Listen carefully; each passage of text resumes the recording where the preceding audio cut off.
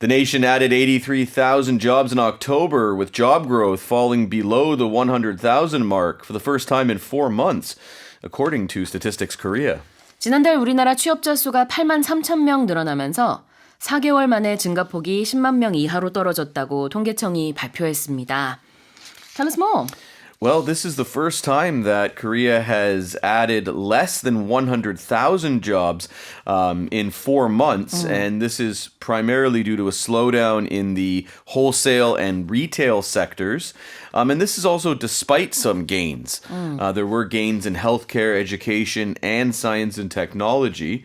If we focus in on the sectors where there were job losses, employment in the wholesale and retail sectors dropped by 148,000 jobs compared to October of last year. Now, this is continuing a downward trend for its 8th consecutive month. A finance ministry official said that issues such as excessive competition, the trend toward online and automated services, as well as increases in large-scale stores are contributing to this. That makes sense. It does, right. It does make sense. And then if we look at construction, jobs fell by 93,000 in October, and that's the 6th straight month of decline. 아, 그래요. 자, 그러니까 다달이 얼마나 이제 취업자 수가 늘었느냐, 줄었느냐 이걸 보게 되는데 지난달입니다. 10월 기준으로 데이터를 보게 되면 가장 최근에 나온 데이터인데요. 우리나라 취업자 수가 8만 3천 명 늘었습니다. 그런데 이제 매달 올해 초부터 쭉 보게 되면은 이제 한동안 10만 명 이상이었거든요. 그러다가 지금 4개월 만에 10만 명 아래로 뚝 떨어진 8만 3천 명이 늘었다라는 걸 볼 수 있어서 증가폭이 좀 줄어든 것을 알 수 있습니다. 분야별로는 by field or category, 그래서 wholesale and retail이라는 얘기를 했는데요. 도매업, 소매업이 되겠죠. 거기서 취업자 수가 많이 줄었다고 하고요. 그다음에 healthcare하고 science and technology 같은 경우에는 또 늘었다고 합니다. construction에서도 취업자 수가 줄어들었다라는 얘기를 해주셨는데 특히 wholesale and retail 같은 경우에는 우리가 이제 그 오프라인 매장보다는 온라인 매장 이용을 더 많이 하고 그다음에 대규모 large scale 쇼핑 몰즈라든지 이런 것들이 더 많이 생기다 보니까 취업자 수는 좀 줄었나 봐요. Alright, so to add something is our first expression. So in this case, it means that the amount has been increased. Yeah. Now, the amount of jobs have increased. Now, it says the nation added jobs. Obviously, the country's not a person. It can't add something. But we write it like that. We'll also see sometimes, say, for example, let's say a stock increased in price. Yeah. They'll say this company added to its market cap. When really what just happened is the price of the stock increased. Exactly. In this case, the number of jobs increased. But we can also use add to mean we include something in something or on something. Yeah. So think about food.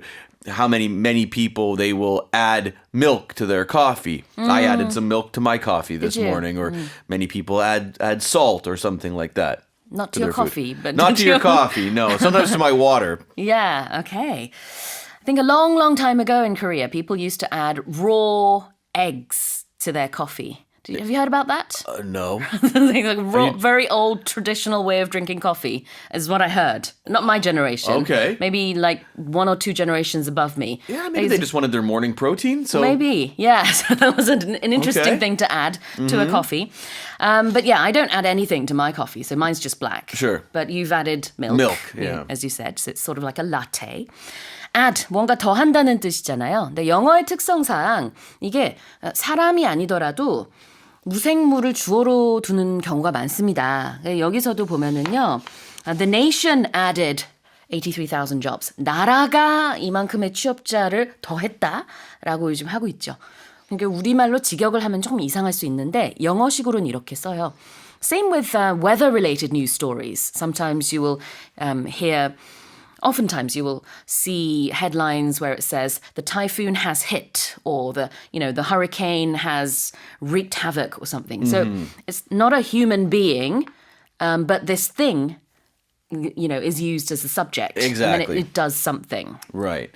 And when you see the word add, just think of mathematics. Think of the plus sign because you can sometimes you're having a conversation with somebody and you want to say something else. It's not maybe your main point. Yeah. You add something else. And you'll see that written. You meet a lot of times in news articles, you'll see one quote from somebody and then you'll see another quote and then it'll say she added this or he added this. Yes. In addition to what they've said. Good point. 네, 이렇게 덧붙였습니다라고 할 때요. She added this. He added this. 이런 말을 덧붙였습니다라는 의미로 쓰고 수학에서는 addition이라는 게 덧셈. Addition, subtraction, multiplication, division. 덧셈, 뺄셈, 곱셈, 나눗셈 이렇게 되죠. 자, add 봤고요. Now what about falling below something?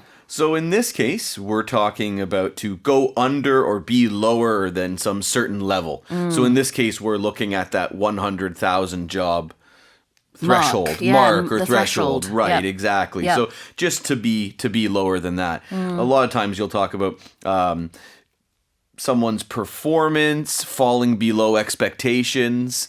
Yep. So a lot of like sports teams, for example, a team is expected to be good. They're not good. Their performance has fallen below expectations. Yep. We'll talk a lot about temperatures.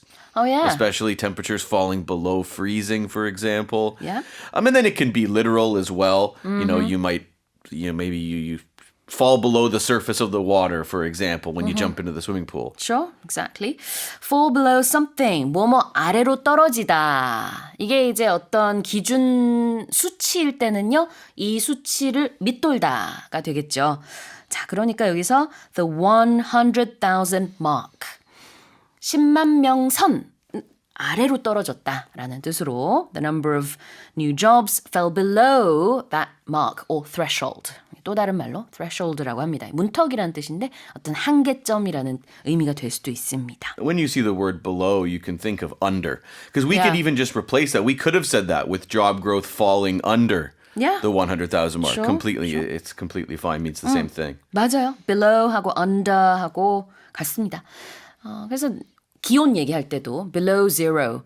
Although I don't know if you say under zero, but For you some say, reason, people don't, right? Yeah, But in it's most just one of those cases, things. it's interchangeable. Yes. 맞아요.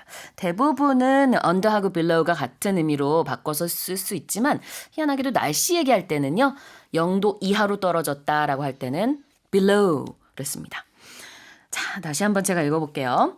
The nation added 83,000 jobs in October, with job growth falling below the 100,000 mark for the first time in 4 months, according to Statistics Korea. Let's move on to the next headline.